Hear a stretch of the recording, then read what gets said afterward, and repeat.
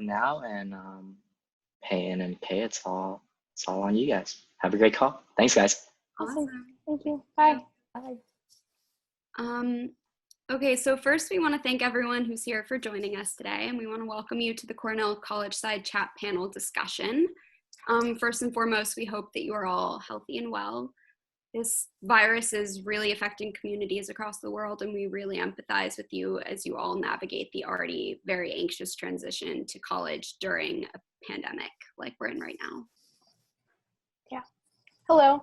So we hope this fireside chat will be able to provide you with a glimpse into Cornell life and what it's all about, and kind of give you an opportunity to hear our panelists' stories, including me and the other moderator, and our experiences that we've had at Cornell.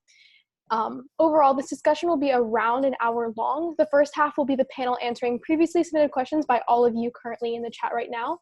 And then the second half will be a more open discussion Q&A where everybody can ask questions and either through the mic or through the chat. Of course, this is totally up to you, but we would encourage you all, if you're comfortable with it, turning your cameras on just so we can see who we're talking to, but only if you consent to being recorded, as this entire conversation is being recorded currently and will be posted to YouTube later for your reference and also for other students who weren't able to make it today. So just to kick things off sort of with some introductions, we're going to have each of our panelists introduce themselves with their names, pronouns, hometowns, years, majors, and the first thing that they're going to do when quarantine is over. So how about Celia? How about you take it off with us right now? Great, thank you, Kate. My name is Zelia Gonzalez. My pronouns are she, her, hers. I am from Sacramento, California, Northern California in the Valley, where I am right now. I am a junior, so class of 2021, about to be in my senior year. I'm majoring in ILR with a minor in education, and the first thing that I'm going to do when the quarantine is over, or I guess like what I wish I could do right now too, is there's like a dance club that has a funk night on Sunday nights, and that's what I miss more than anything, is going to funk night. So right, Elizabeth. All right. So my pronouns are she, her, hers. I'm from St. Louis, Missouri. I'm a bio and society major in the College of Arts and Science, and I'm on the pre-med track. I'm graduating in December, so I think that makes me a senior right now, so that's fun. The first thing I'm going to do when I get out of quarantine is go out to one of my favorite local restaurants with my friends, because I miss that. That's so understandable. My name is Kate. My pronouns are she, her, hers. I'm from Los Angeles, California. I am currently a sophomore. I'm an English major in the College of Arts and Sciences, and the first thing that I'm probably going to do is go out to dinner with all of my friends.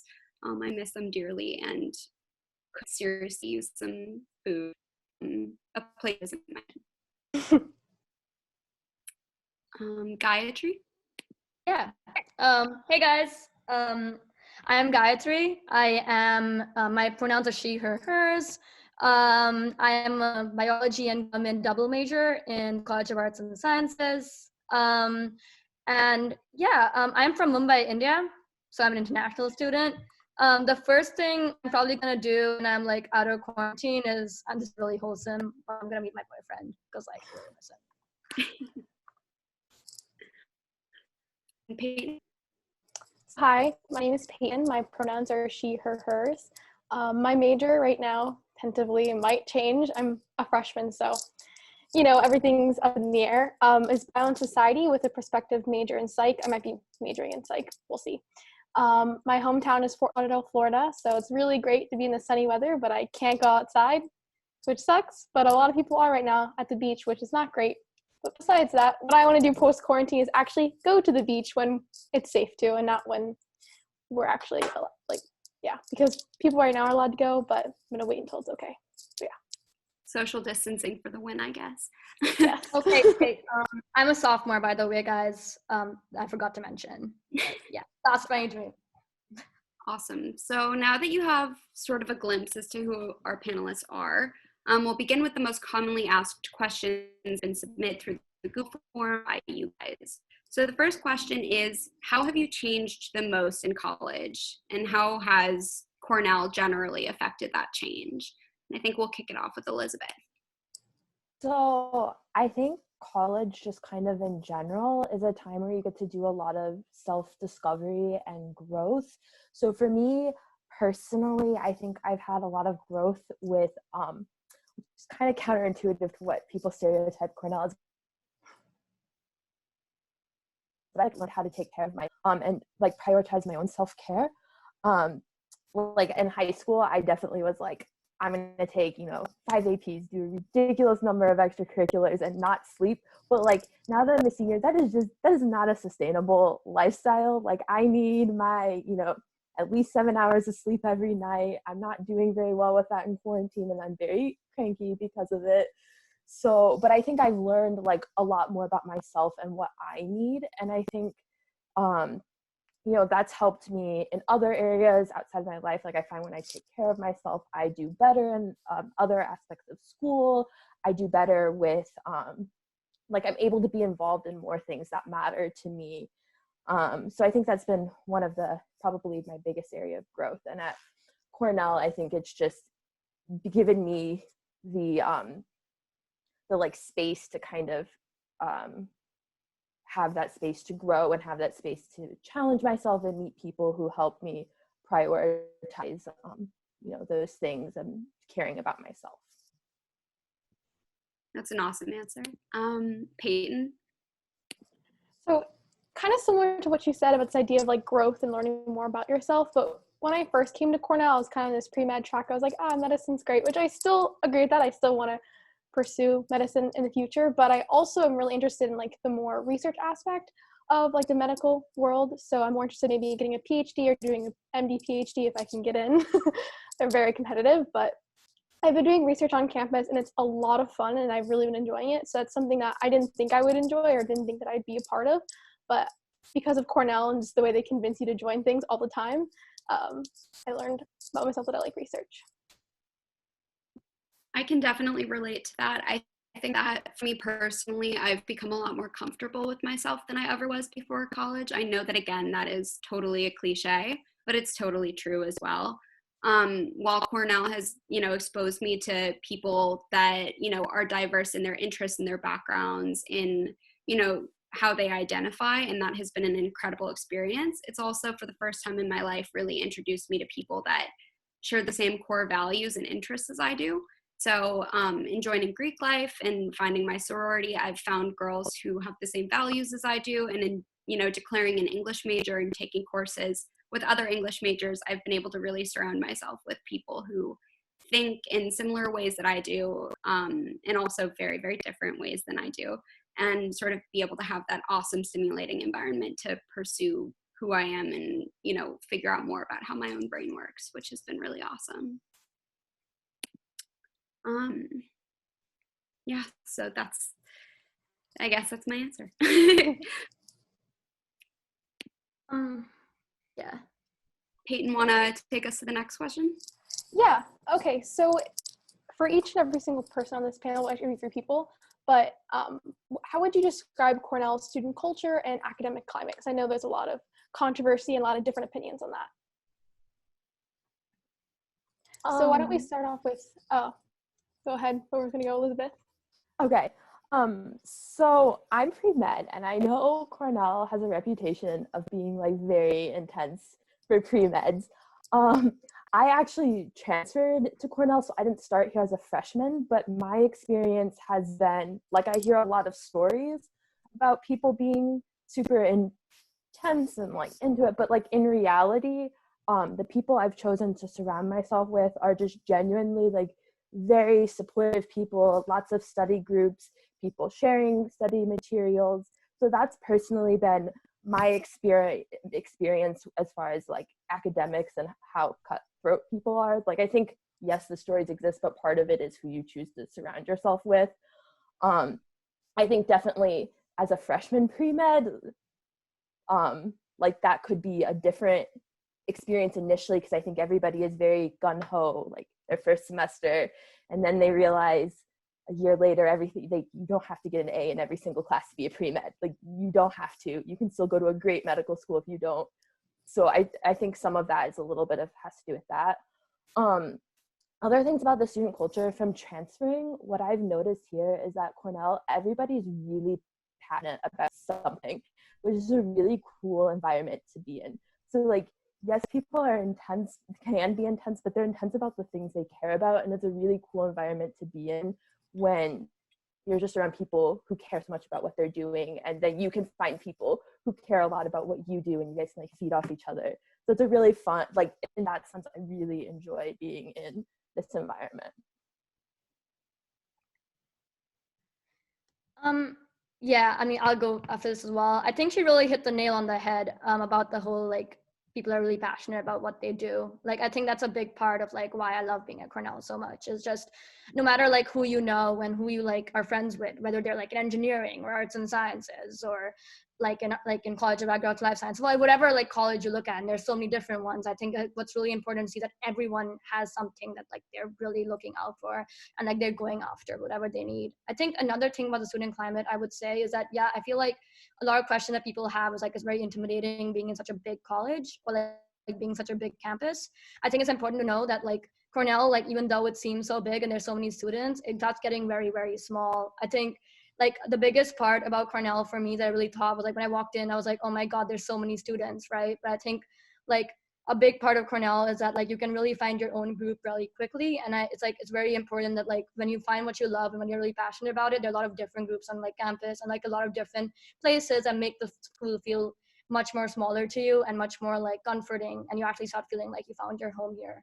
And I think that's something that like really must be taken note of. And like even with the academics and stuff like that, I think, yeah, I agree, like being a bio major like freshman year, yes, there's like a lot of pressure and it seems like everyone's out to get A's, but like it does like smooth out like once you enter your sophomore year and people start realizing that's not everything that it is. And I think like Cornell in general also helps you a lot with that, because like there are a lot of people from like different diverse backgrounds that do have like different experiences and like teach you that like that's not like the go all and be all of being in college.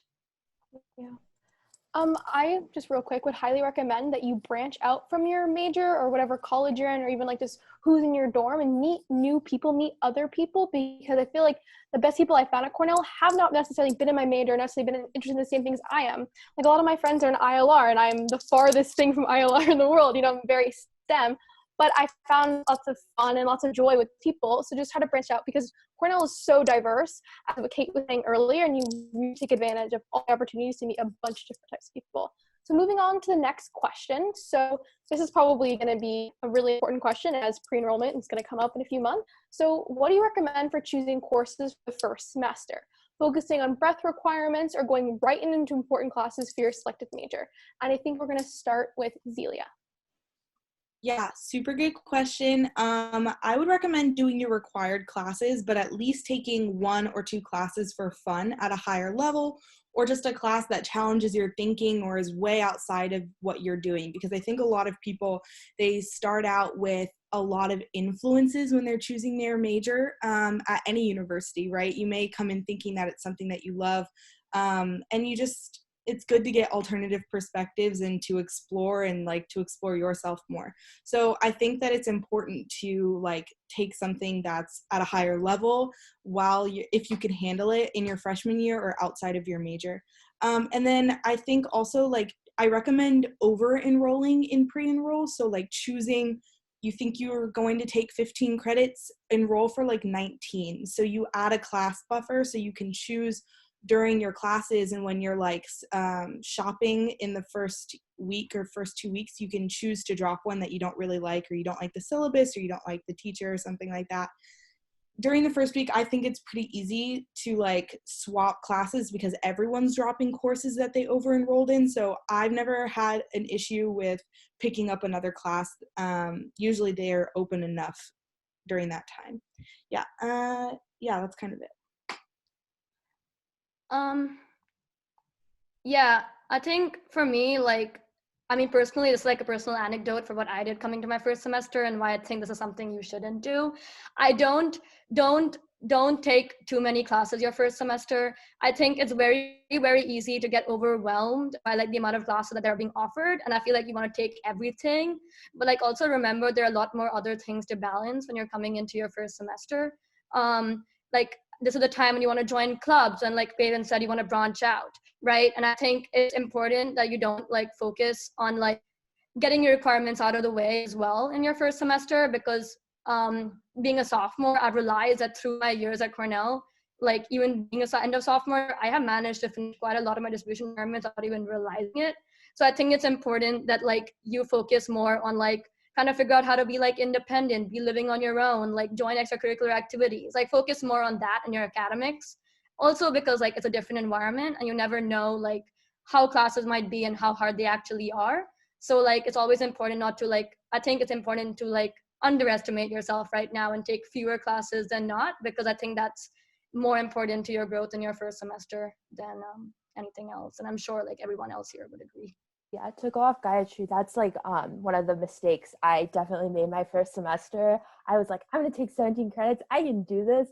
No, like definitely underestimate how hard it is to like transition. Not hard, but it's like a lot of work to how hard the transition is. Yeah, like you have to, I knew no one when I went to school, so like you have to completely rebuild like a social network of friends and get involved in things, and you owe it to yourself. You like work this hard to get to college, so you owe it to yourself to leave the time to like figure out how to take advantage of all the different clubs and meet all the different people, because that's a very important part of the college experience. And you like sell yourself short on the growth, personal growth and information you can gain if you don't do that. The other note I have is if you are pre-professional, something, I know pre-med specifically, it's like important to start some of those chem and bio requirements. I'm not sure about other health majors or other like pre-law. I don't know how any of that works, but I think that's definitely worth making sure you do those requirements, because even if you're unsure and you change your mind later, kind of pre-med, if you don't start those your freshman year, you end up then forcing yourself to have to take a gap year, which is not necessarily a bad thing. It can be a very positive thing, but I think it's a decision you want to be able to make and not be like forced into based on how your classes line up. So just paying attention to those things. Can I jump in again? Sorry. Like I think another like important thing is like for pre-med, I think, or like bio generally, just like when you're focusing on like requirements, just like make sure you don't overload those requirements too. Like you don't, like I made the mistake of taking 3 science classes my sophomore, like my freshman spring. You don't want to do that. Like it's not fun. I would say think about it, pace it out, but don't worry about it too much. Just a quick note for those that are listening that maybe aren't pre-med or aren't bio majors. Coming from someone who's in arts and sciences, there are a lot of different requirements that you have to fulfill that may be totally out of bounds for what you want to study or what you think you might want to study. I would recommend that at least try in your first year to knock out a few of those requirements, because you might end up finding also a subject that you never knew that you had interest in. I'm an English major. I've said I'm going to be an English major since I knew what a major was. I've said I've wanted to be a writer since before I could write. Like I've basically known what I wanted to do, but in being able to and kind of forced to explore different things, I've realized that I love linguistics as well, which is sort of connected to English in various ways. I also took a computer science course that I fell in love with, and I'm a CS TA now. Like I can code fluently, and I never knew that I would be able to do that. So that's what I would just say. If you're not pre-med and if you're in arts and sciences and are looking at these crazy requirements, thinking what math class could I possibly take to fulfill this, that I'm going to have no interest in, it can be so important to explore those different interests and explore those different requirements and find something that you can actually fall in love with also. So that's something important that I would probably note about that in case you maybe aren't pre-med and have maybe more, diversity in your requirements that are sort of more spread out in terms of fields. So sort of moving into our next question, the audience wanted to know, what do you dislike most about Cornell, or how can it improve? it me first? I could talk for years about all the things that I have issues with about Cornell, to be completely honest. So I will just move it. Not that this is not the best place for me, not that I haven't loved my program and the people that I've met and the way that it's challenged me, but no university goes without issues, and Cornell is no exception to that. And I think when I was a freshman and before I got to Cornell, I was like, Cornell will be the epitome of academics and beautiful people, and everything will just work out once I get there. And I had this like kind of grand illusion. And then like when I got there, I was shattered. I was completely shattered. And I literally had to take a semester off after my first, a year off after my first semester, because I was like so shook by like the difference that I thought it was going to be. Like I was shocked by the cultural shock that I did happen. I don't know how to explain myself. I'm not being very articulate, but that's what I mean. But I think out of all the issues that Cornell has, I think like it kind of boils down to like Cornell struggles with defining its values and purpose. So it struggles to kind of create a unified community on campus sometimes. Like if you're asking like, what does it mean to be a Cornellian? I don't think Cornell could give you an answer, or it guides its freshmen in a way that like really creates like we all know what we stand for, and we know like we're sitting arm in arms. Like sports kind of do that, but I don't know that anything else does. And so I think that like you find social and that like camaraderie and the like, what does it mean to be a Cornellian when you join a community at Cornell? But without that, sometimes it can feel really lonely. It can feel really isolating. And if you don't have that community, it can feel like, I don't really know what my purpose is and all these other things. So I think like they could be doing more about that during orientation. And I would say that like as a student, you really have to take that on and just like rise to that occasion if you want to have a successful time at Cornell. Like I remember freshman year, I didn't really have a community. I didn't really join like a sorority or anything like that. And I had friends and I would hang out with them, but I didn't have like the big group chats that you can all text or people to go out with. I didn't know where to go and do all those things. And I was like, just not feeling like I had the group of friends like I had in high school. Like I felt like this was my home or where I belonged. And so I joined a club. It was really hard because they seemed really intimidating. They all had their own personal relationships with each other, and it was very scary. And I kind of, and I like went back and I like didn't join because it was so scary. And then when I came back from my year, when my year off, I was like, I just have to. So I sat in the room and I just kept staying because I was like, I just have to have a community here. And when I like started just speaking up and trusting myself and just like speaking the way that I like thought I needed to, the group opened up. And I think like it was just me not putting myself out there. And I was like, if I was shy, why would anyone talk to me in the first place? Like if I was sitting there not talking to anyone. And once I opened up, everyone else opened up and it became so much nicer. But it sucks if no one tells you that you need to do that at Cornell sometimes. So that's what I would say is like the biggest hurdle. And also like having a healthy way to do a lot of self-reflection. College in general, but especially at Cornell, can bring up so many changes and so many like internal issues with yourself. And like not issues in a bad way, just like things are changing about you all the time that if you're not keeping track of them or reflecting on yourself, it can make it a really hard like mental time among other stress issues at Cornell. So I highly recommend like keeping a journal, talking to people, really tracking your self progress and keeping in touch with yourself. So yeah. I think also something that goes off of something that you sort of mentioned being that, you know, you didn't have Greek life or sorority at the time. I'm not sure. I think I might be one of the only ones on the panel that's involved in social Greek life. I think so. So I guess I can field questions about that. An issue that, you know, I don't want to speak too much about because I know it is quite sensitive, but something I do want to bring up is also there is an issue that a lot of people coming into Cornell do worry about, being a safety issue with Greek life at Cornell, especially given everything that's happened since last fall. I think that, you know, it would be silly of me being in that environment not to mention that is another issue that I have with Cornell, is its ability to regulate Greek life safely in a way that doesn't, you know, impose reverse psychology on students to party harder. Wow, that was great. Party harder and more unsafely. I think that that's sort of an issue, is by imposing all of these restrictions at once, they're sort of giving students a free-for-all to feel like they should do whatever they want to revolt against these new regulations. I think that that was handled poorly. I think that there's a lot of reform that needs to be done to Greek life as well. So I think that that is something that I need to air out in case anyone listening is considering joining social Greek life. Yeah, so I think that that's something that really needs to be mentioned.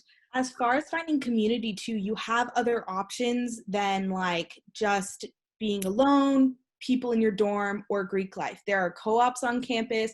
There are tons of different like clubs on campus that serve as whole communities. I was in a group called Mecha de Cornell, and it's like a Mexican-American student activist, like culture and social club. So we did everything and we did it all together. And it was kind of like, we called ourselves a fraternity as a joke because we don't have the money, the house, nor the history. But it was really great, and it provided me like a cultural community that was really lacking other places. So there's options. I could not agree more on that. There are also a lot of like mental health resources on campus that I feel like a lot of students aren't aware of, especially, sorry if there's background noise, that a lot of students aren't aware of during like their first year. They have like the EARS empathy program on campus. Cornell Health can be questionable, but they are a good resource majority of the time, hopefully. Noise, wow, I'm gonna go over here. Okay, so overall, I think that like there are places for community. You just have to actively search them, which kind of sucks, but also like because of this panel, like we're gonna have like resources and stuff. Like if anybody needs anything, you can reach out to any of us. I know there's like, if anybody's diverse, the Office of Academic Diversity Initiatives is a great resource just for like funding and community and free printing and really cool stuff that you can do. So I'd highly recommend going there your first week. I've met some of my best friends just sitting there being the printer, being like, hey, what are you printing out? Oh, you're printing out for bio? Me too. And then we'll go lecture together. And that's how it happens. So find your community, find your resources, but also if you can't, reach out, because there's so many people at Cornell, so many resources, everybody wants to be your friend. Just be proactive about it.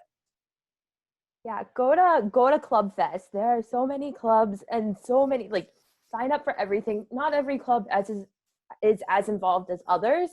So if you cast a wide net, there are definitely ways to find community outside your dorm, outside the people in the Greek life. When I transferred, I actually didn't get housing on campus. So I started out living in College Town in a room in a house by myself. So, but the way I got involved was I joined Big Redthon, and like Zelia was talking about, you just have to come and sit there. And even though sometimes it feels a little bit awkward because people know each other, when you keep showing up and you keep trying to be involved, then you end up getting to join the community. And now this is my second year on the e-board, and it's like a really great community of people. But it takes a lot of effort to put yourself out there. Sometimes it feels like a lot. So I think that's definitely something to be improved on, but it's definitely something that can be managed. And there's a lot of people who really want you to join their club. Like I know for Big Redthon, we are actively talking about how we can get as many freshmen as possible to join our club. Like that is what we want, and we want to make it a community. So there are people who you just have to it's sometimes hard to find each other. Going off of that as well, when I say Greek life, yes, I mean, I'm personally involved in social Greek life, but the academic Greek life community on campus is absolutely amazing. The pre-med fraternities, the business fraternities, those are also incredible resources and can be semi-social as well. So those are also really great ways to not only boost your resume, but also find a crowd of people that are sort of headed in the same general career direction as you are, and to bond over that. So I think that that's also a really incredible resource for people. The last, question that we have for the session is, what has been your most memorable experience at Cornell? I know I've talked a lot about this now, and it's going to sound sort of annoying, and I promise I have a personality that isn't solely rooted in Greek life, but my most memorable experience was Rush. I think that while I do recognize that there are incredibly numerous, issues with Greek life, not only at Cornell, but in the country, I think that that it's an incredible opportunity that everyone can pursue. I mean, I know for boys or for people who identify as male, there are currently 44 male fraternities on campus, which is absolutely ridiculous if you think about it. And there are 13 amazing social sororities for female identifying students on campus as well. Whether or not you actually want to be in a sorority or a fraternity, it can be a really great opportunity to just explore that option. Rushing in itself is a really amazing experience, and it's definitely an icebreaker. To be able to talk about having rushed with people. I mean, it's a crazy experience. You're normally trekking through like feet of snow basically in crazy January weather, and that alone is an incredible experience that I'll never forget, even if it bothered me a little bit at the time. So I would say for me, Rush was probably the most memorable experience I had at Cornell, meeting that group of people that I now really do call my family. But just generally joining a club on campus, I think anyone can agree with, whether it's Greek oriented or not, is one of the best opportunities and memorable experiences. Every club has their own traditions that they do, has their different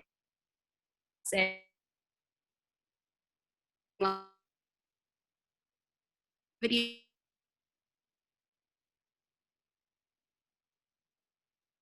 or, you know, social initiative it's based in is the best thing that you can do.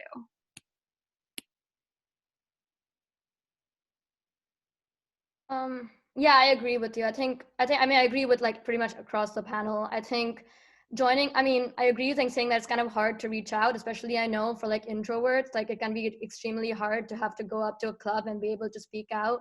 But like I promise to you, like, I mean, being on the debate team, like we want you, like we really do. And like if you see a new person on our team at least, and this is like an example for us, like if we see a new person like walking into our debate meetings, like we literally we try to introduce them, we try to make you feel as welcome as you can, because we really love to like have new people and talk to new people, because we always want new faces and we always want new like experiences, and like, you know, y'all are the freshmen coming in and we would love to have you. So I think it's important to know that, like, I think for me, like one of my most memorable experiences, and I think again this is like very cliche, is like I think actually my most memorable experience is probably going to Club Fest. I just remember walking in and like feeling like the energy in the crowd, like seeing all the different clubs, like seeing like all the different like abilities. I mean, like I cannot name to you how many clubs I signed up for that day. There were way too many and I only joined 3. But like I think like I signed up, and I still think I'm on the listserv for at least 14 clubs. I am not mistaken, and I've still not got I don't know why, but I just don't remove myself off the listserv when I really could. Just because like maybe one day I'll have the free time to walk into a meeting, which I probably don't think will happen, but like it's just like that like random belief that I might have. So I think like just like one of the like just the energy of like the amount of clubs that are there, and like you'll immediately feel like at least I knew the moment I walked into the debate, like the general body meeting, that like that was going to be my home for the next 4 years. And I think like a lot of people, and I think everybody on this like panel, for whatever club they're part of, or whatever like organization they're a part of, they have the same feeling about it. Like they know like that was my home, and then they stuck with it. And I think you will feel that once you go to like a random general body meeting and just like sit there. Yeah, I totally agree. I'm also in the debate team. 100% would recommend for everybody. We have a bunch of different events, and it's also at all different skill levels. Like there are some people who are just learning debate freshman year, and now they're like team captain. So it's actually one of my favorite memories is that I had Thanksgiving with the debate team, which I know to some people is like really a Thanksgiving with the debate team, but it was actually so much fun. Our coach, Sam, which if you ever have the pleasure of meeting him if you join the debate team, he is an amazing, hilarious person. He took us all out to Thanksgiving dinner at like the Ithaca Hotel, which I didn't know existed, but it does. And then I also that night, some of my friends and I'm Indian, so we had like an Indian Thanksgiving. We watched like really crappy Bollywood movies. Well, I shouldn't say crappy, but they were hilarious Bollywood movies, like purposely to the point where it was like almost so bad it was hilarious. But there are some really good ones out there, but we watched that one on purpose. We like to make fun of them. Anyways, but we did that and it was so much fun and I had a great experience. So definitely reach out to people. And if you're on campus, even during breaks, I think having a community will be really important, because when you're on breaks, it can be very isolating when everybody else leaves. So I definitely recommend, if you're going to stay on for Thanksgiving or even winter break, make some friends, make a community in Ithaca. It's really important. I would say like my favorite moments to like go off of what you guys said has been doing things like Thanksgiving or road trips for like things with my team or like my team. I'm saying it like I'm in a debate club, but like with my club members and stuff like that, like when we've had conferences at other schools, like those are the memories that like I cherish, is like going to other schools as like a pack and like going to dinner and driving on the road trips together. And I think like that's what you get when you join a community like that. And I highly recommend people just like, even if they haven't done anything like leadership wise anymore, like if someone in that club says, and you're not that involved, they're like, oh, we need someone to do this, just like offer your time and your help. Like it can really pull you into a club and like get you to meet people that you never thought you'd like, you know, talk to before. And it just builds community really fast. So I highly recommend that. I completely agree. Also, just, I mean, I think all of us can probably agree that having a yes mentality is so important at school. It doesn't matter which college you're at, but because you're constantly being thrown opportunities, like you literally can't walk down the street without being handed a flyer or having an a cappella member really like scream and serenade you in your face. Like it's pretty impossible to get anywhere without that. Just say yes. If it even piques your interest at all, whether it's a club, whether it's an academic opportunity to join a professor's research team, whether it's the opportunity to become a TA for a class, anytime you're offered an opportunity, it's a way to like an opportunity in terms of extracurriculars. It's also going to be a great way to meet people. I know some of my best friends now are on my TA team for my computer science class, and like that is absolutely wild to me. Like it's an incredible way just to live at school. It's just to say yes and to, you know, have the courage to try something, because everyone is at the end of the day in the same boat, feeling uncertain, feeling like maybe, you know, they don't belong somewhere. But at the end of the day, it's trusting yourself and saying, I'm at this school for a reason. I was given the opportunity to do this, so I must belong here. I must owe it to myself to pursue things that I could potentially like. That is the only attitude that matters at school. And that is the epitome of confidence and the epitome of, you know, the gold standard of attracting friends and people at school is just having confidence in yourself and saying yes. I feel, at least. Which is so much harder said than done, by the way. Like, totally get it. If you're a little shyer, little, you know, introverted, totally cool. And we didn't all do this at first, and we're not perfect at it now, and that's not how we lead all of our lives now. But I completely agree with you. But yeah, no, completely. It's just all it takes is that one moment of confidence at Club Fest, or walking by an a cappella member on the street, or, you know, being handed like a whistling shrimp flyer or something, to say, you know what, that seems kind of dope. Like, I'll just show up. And you know what? No one's going to know if I did. No one's going to know if I showed up and didn't like it and never went again. No one's going to know if I auditioned and didn't get the part. Yes, Whistling Shrimp is an improv troupe for anyone who didn't know. Thank you, Zelia, for that. But like, no one is ever going to know. Cornell is so big. That's kind of the awesome part about going to a big school, is like you can throw yourself in so many pools. You can audition for so many things. You can go out for 10 different business fraternities and nobody is going to have any idea what you did or did not get. Rejection is a total personal thing. And more often than not, like, you will be rewarded for trying in one way or another. I think that's like the biggest advice I would have given myself if I could go back as a freshman, is just to say yes to trying as many new things as I could. And not that you can realistically do all of them, but you can try new things and just push yourself, because like she said, if it doesn't work out, doesn't work out. If you try for something and like an audition or something, you don't get it, like it is big enough. There are other things to try, and like everybody's been rejected from something. I think that's also part of college, but it's also part of it is like learning and finding where you do belong, because that place does exist. It just sometimes takes a little time to find, which I like was my experience, but I think that it's worth it. It's worth it to keep trying and to find the place that where you belong. There is a place. I would also like to know that, like, it's not end all be all if like you don't find a community by like the beginning you enter. Like, I think it's important not to like say that, oh, if I didn't find my a community my freshman year, or I didn't find like a home my freshman year, I immediately won't belong here. I don't think that's necessarily true. Again, the school is really big and it might take you a while to like be able to explore all the options that are available to you. And I think like it's important to not be disheartened or like not be like unsatisfied if like you feel like you had to take more time for your academics, for instance, or like some other stuff came up that you couldn't really handle, like extracurriculars and like being alone and like all the situation that you're put in.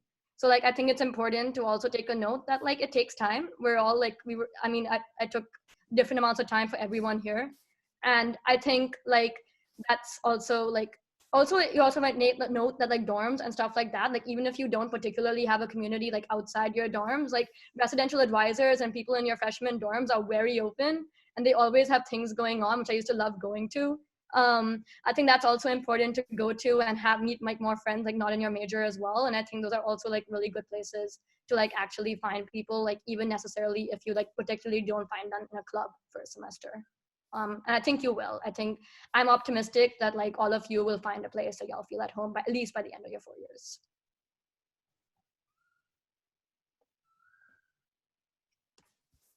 You want to go ahead, Kate, or do you want me to go? Okay, so I think this is the last question that we have before we go to like the rapid fire and then like the open Q&A. So discuss some of your insecurities as incoming freshmen joining such a selective class. I feel like we've gone over this just a little bit, but if Kate wants to start.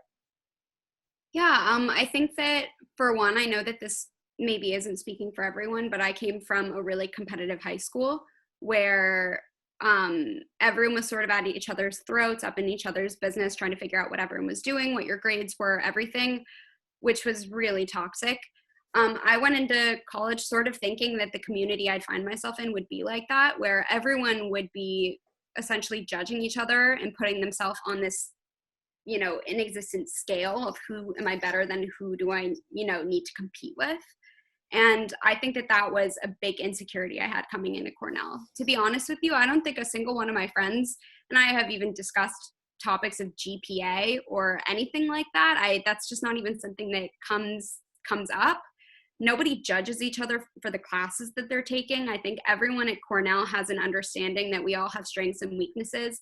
It's not like, you know, high school where you're talking about the number of APs you're taking or whatever it is, or you talk about your SAT or ACT score. Yes, exactly. If anyone asks you about your test scores, like cut that out. Nope, no, absolutely not. I think that, you know, it was just really refreshing for me to get to an environment, which some of you might be able to relate to, where, you know, nobody cares what classes you're taking. Nobody cares if you're in the 3000 level course or the 1800 level course. Like nobody really cares. There are classes that are easier to take at Cornell or that everyone takes, like oceanography is a class people make jokes about a lot. I think most people leave Cornell having taken oceans. Like nobody judges each other about that. Like honestly, yeah, we all know that we have our strengths and weaknesses. I might be in a 3500 level English course and my friend might be in a 1500 level English course, but I can assure you that same friend is in a 3000 level bio course, and here I am saying that oceans was the hardest class I took in college. Like everyone has strengths and weaknesses and there's no judgment about it, and if there is, you don't need it. Yeah, definitely cut out a competition from your life. It doesn't need to be there. College is hard enough. And I think the goal should be to be the best version of yourself that you can be. And it really doesn't matter what anybody else is doing. I know that can be like an issue sometimes among pre-meds. And there's enough seats in med school for everyone. You're going to do better if you work with your peers to study together, to work together. So if people are asking about test scores, asking about your GPA, like nobody needs that in their life. Like it's not going to matter. It doesn't matter except it'll stress you out. So yeah. And then I think as far as like my insecurities coming to Cornell, I think because I had already done a year and a half of school elsewhere, I think like academically, I kind of knew where I was. So that wasn't as big of a stressor, but I think like socially and going into now a bigger environment, like a bigger school and all new people again, I didn't know anyone. So I think that was more stressful for me, and like trying to like that whole issue of will I find my home, will I not, that we just kind of talked about. But I think like the biggest thing is to be persistent about that, and it definitely worked for me. I have some really great friends I'm gonna have for the rest of my life. So you'll definitely get there. It just can take time. Like it probably took me about a year to really find like the people I loved, and we're going to be friends till, you know, we're so old and have gray hair and everything. Can I add also, like, my freshman year, one of the biggest insecurities, like, I didn't walk into Cornell with, but, like, I kind of, like, formed my freshman year, was that, like, I went into ILR, which is, like, a very businessy program with kind of, like, a public service mission, and that did not, like, fare well in the classes. Like, my class content is really business focused, and I was more interested in, like, nonprofit work and just, like, helping people, whatever. And I had students who were like, why are you doing that? You're not going to make any money. You should go into real estate. And I was like, what? But like, it really made me insecure. I was like, oh my God, should I go into real estate? Like, oh my God, am I doing all the things wrong with my life? And I had to take a break. Like, that was right for me to like kind of get out of Cornell and process that. And then when I came back in, I was kind of like, no, that's what I'm doing. That's what I want to do. And I want to help people. And I've had to like find my way through like the course content and make space for the things that I want to know and learn. But like when you come in with a greater sense of yourself, and when you start like standing up for what you want to learn and what you want to know, people can't really push you around anymore, and those things won't bother you. I haven't heard a single person say that to me since. So I think it was just kind of like a freshman thing where like I was feeling maybe insecure about what I was doing, and so I heard it and it really like stuck with me. But I think that like there is definitely times where you'll feel insecure about the path that you're in, and I think letting your curiosities lead you and what you care about is probably the most important thing, because everyone's path looks different. I think like I'm sure all of you can relate that as you get further into Cornell, the insecurities or the pressure is not really academic. It's kind of like, what jobs are you in now? Where are you going next? And I think the thing that I've realized the most is that like I'm on my own career path, and it can't possibly look like someone else's because we don't live in the same context. And I think that like that's probably the greatest thing to like hold with you, is that like you're doing your own path, your own journey, and that starts freshman year. So I think just letting your intuition lead you is most important. And in that vein of like, you know, insecurities that you developed at Cornell, you know, there is this thing we're all familiar with, imposter syndrome, which for people that don't know, which I would assume is most of the pre-frosh, because it is something you learn about your freshman year of college from one professor or another. Imposter syndrome is essentially feeling like you're an imposter in a group, feeling like you don't deserve to be where you are, or feeling like you are pretending to know what you're doing when you're not, and when you're surrounded by people that do know what they're doing. It's the feeling of sitting in a class and thinking to yourself, I'm the only one here who doesn't understand what's going on. And imposter syndrome is so real. We've all felt it. But just so you know, you are going to Cornell for a reason. You have strengths that everyone in the room around you has. You have those same weaknesses as well. While we all differ from, you know, intricacy to intricacy, for the most part, we all have that same drive to do well. And with what comes with that sometimes is the feeling that we're inadequate when we don't succeed right away. And that is such a common feeling, especially your freshman year when you're starting to get the hang of academics and, you know, the rigor of some of your courses. Just know that if you are sitting in a lecture hall of 200 people and you have no idea what the professor just said, it sounds like it's in a different language. Or even if you're in a discussion group of 5 people, if you don't understand something, the chances that at least one other person around you didn't understand it either it's not even high, it's just there. That is the case. That is the reality.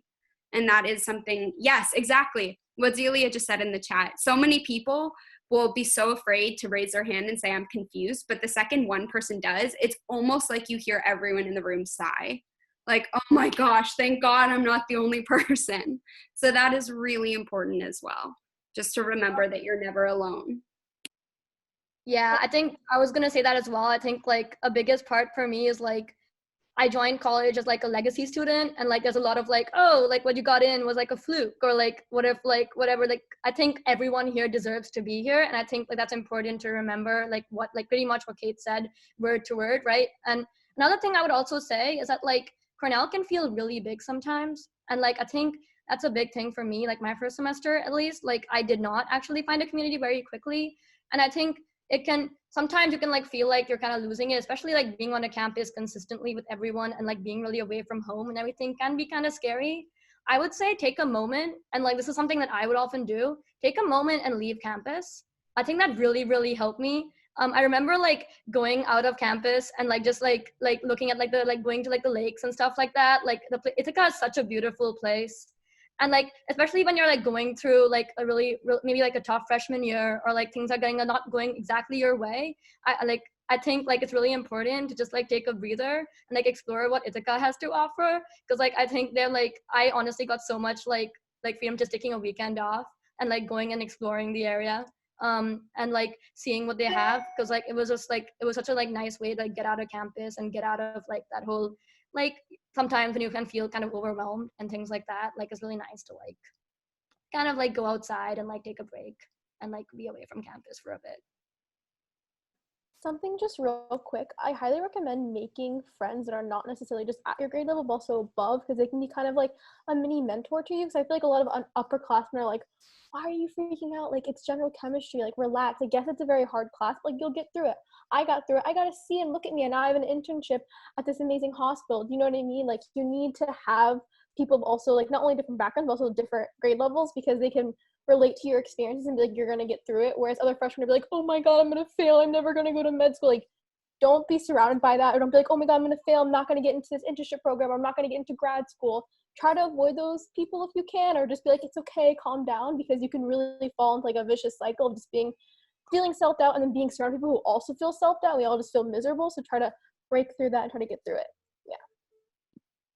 Totally agree. So for the next part of this session, we're going to be doing some rapid fire questions. So we'll be asking just some pretty basic questions, and all of us will go around and just, you know, give a 1 or 2 word answer based off of our response. So the first rapid fire question is, what is your favorite first year class that you took?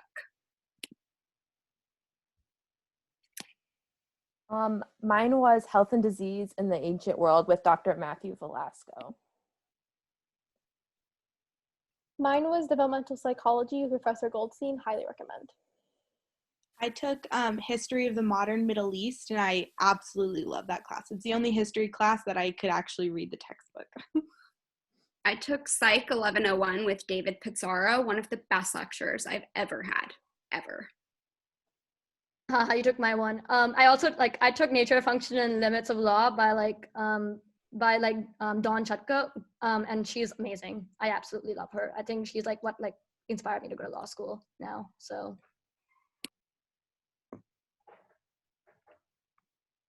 All right, so for the next rapid fire question we have, where is your favorite place to study? I like to study in Cocktail Lounge, except during finals, because then everybody's there. So I study in PSB because no one's there. PSB is the physical science building. Same, Cocktail Lounge. I think I'm probably speaking on behalf of most arts and sciences students when I say Zeus, the coffee shop. It's not a great way to be productive, but I do like doing work there. I really like Green Dragon Cafe, which is also an arts and sciences club, but it's by the architecture school, so you get a lot of cool people, cool fashion, very chill vibes there. Yeah. I mean, I would say Cocktail Lounge too, but I also recommend Olin Stacks. You need to write out a paper. Best place for be productive.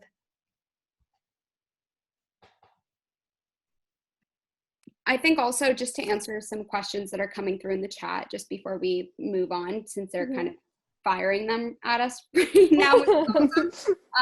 One, yes, you can study in your room, but sometimes with how your schedule is laid out, it doesn't make sense to walk from one class to your room to study and then back. So you have to make time between your classes. Also, you'll find that studying in the same place where you sleep is sometimes super unproductive.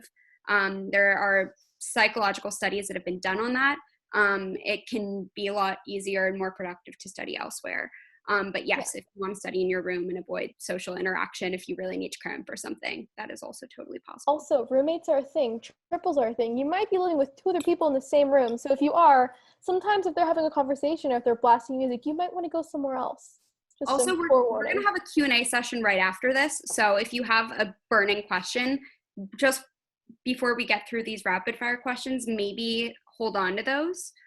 Just as an idea, just so you don't get lost and so we don't get lost. But just one more rapid fire question. What's your biggest regret in college so far? I don't have a regret. I think, okay. I don't have a regret. I think, I don't think all my decisions, like I'm like, yes, that was great. But I think they got me to the place I am today. And I'm really happy with the person I am today. And I wouldn't be that without the mistakes I made, without like, transferring schools. And like, that was not a walk in the park, but it's what needed to happen for me to be happy. So I think knowing that your path won't be linear, and that's not necessarily linear, and that's not a bad thing. And I don't have any regrets about mine going way off where I thought it would be. Yeah. I guess I think your comment was a little bit more mature, but what I'm going to say is overall, just do not take too many courses your freshman year. Especially your first semester, I took 5, maybe like 6 classes or something. And it was literally the silliest thing I've ever done. Like, don't waste your time doing that. Just take like 3, maybe 4 classes that you feel confident in. Because if you take 5 or 6, honestly, you're just not going to have a good time. And your GPA will suffer, and that's going to stress you out even more. I think that my biggest regret, honestly, and this is, I think, maybe a mistake that anyone who's really interested in inserting themselves into social life really quickly, is that my first semester freshman year was under the impression that just because a class's lectures were super optional and they had no way of taking attendance meant that I kind of didn't need to go. I had a lot of 10 a.m.s I just didn't go to because I didn't wake up. I'd gone out the night before, whatever. Yes, totally cool. Balance. Everyone is bound, or a lot of people are bound when they first get to college, to going out a lot and maybe experimenting with, their social life. That is totally cool and super natural. Just 1, know your limits, and 2, don't take those lectures for granted, because you will do better if you do go. That is just a fact. Yeah, I feel like I relate to a lot of things that people say on the panel, which makes me rethink about what I did my freshman year. Yeah, like I agree. Like, I think it's important not to take too many classes. I mean, my 3 STEM classes and like what happened that semester is like key to that. I would say, yeah, don't take too many classes, don't overload yourself, and also don't skip. Like, I understand, like, sometimes things happen, you fall sick, like, especially now, like, things are, like, all up in the air. Like, if you're not feeling well, by all means, don't go. Like, professors are gonna understand that. But, like, be careful about, like, skipping classes too many times, because it becomes a cycle and a domino effect, and you, like, don't know when it will stop. Like, it comes to, like, 2 weeks before finals, and you're like, I have not seen I've not been to a single lecture for, like, the past 4 weeks, and this is not great. So, like, don't let it get to that point. That's extreme, but like, don't let it get to that point. And I think that's one thing, like, I tend to, like, skip and then domino. And then, like, it became a problem my freshman year. So just try to avoid that. It's also super easy to enroll in lectures, like big lectures for the easier classes that people know at Cornell to be easier, like Oceans, for example, or Psych 1101. Those are classes a lot of people take, and it's easy to go to all the lectures and do very well on the first prelim and tell yourself that because you did well, you don't need to go anymore, and you can probably handle getting an A without going to class. Unlikely. Don't do it. Just keep going at least once a week. Just try. Like, it's not the hardest thing in the world to do. And if you do fall behind, don't be afraid to reach out to like professors and TAs. It's really, really important to actually be proactive with it, because if you're falling behind, nobody's going to know but you. But if you reach out to them, the professor might be like, okay, she reached out to me, even though she struggled a lot. Maybe she should get a B, or maybe I should bump up this B to an A. If you work with them, they'll work with you, and they're not scary. Most of the professors are pretty nice, and if they are scary, you'll know before you reach the class, like, what the kind of vibe is. A lot of people will tell you. And for the most part, every single professor just wants to have more relationship with their students. And a lot of them, sorry about that, my cat. A lot of them have office hours where nobody comes, and they're very sad about it. So just go be their friend. You can get a letter of recommendation out of it, and you can also boost your grades simultaneously. A professor is not like a high school teacher where if you start falling behind, they're going to reach out to you, send you an email, say, hey, I noticed you haven't been doing so well. Like, come by and meet with me. They don't care. You can literally fail a class and never hear from a professor. If you're in a big lecture, of course. So just make sure you're aware of that. Also, one of the greatest pieces of advice I've ever gotten from a professor is ask for permission, not for forgiveness. If you need to miss an assignment or a class or turn something in late, let the professor know ahead of time, or ask for permission before you do it, mess up, potentially sabotage your grade and, you know, have to ask them, you know, beg for forgiveness. That's such a good point. Like on that topic, like if you need extra time, I rarely have had a professor say no to me. If it was like the first time that I asked for an extension on a paper or something like that, and I explained like, I've really struggled with this, blah, blah, blah. Sometimes they're like, yeah, you can have an extension and come in and we'll talk about it and we'll work it out together and stuff like that. And also like, there was this one time, like this one class that I participated in every day. The professor knew me. I was raising my hand. And one day, like, I overslept and didn't finish a paper, and I emailed her and I was like, I'm finishing it right now. I'm going to come to you. And I ran it to her office and she was like, oh, hey, Zelia. Yeah, no problem. I figured you were just sick because you weren't there today, like blah, blah, blah. So like when you build relationships with them, like even very casual ones, and they know your face and your name, like for lack of a better terms, you can get away with a lot more, or at least like more is forgiven because they understand your intention is to learn. It's not to be like, you know, cutting out on grades and stuff like that. So a relationship with a good solid relationship with the professor and TAs can take your like solid B+ to like an A- even. That's and get the letters of recommendation that come from it for programs on campus and all those other things. Like you will underestimate how much like 2 paragraphs from a professor can do for you. And it doesn't even take that much of a relationship with them. Like just keeping up with them even after a class, like, you know, every year just being like, hey, can I come by and talk to you for a little bit? Like those are great. Completely. So Okay. No, sorry. So basically that concludes our like everything we have prepared.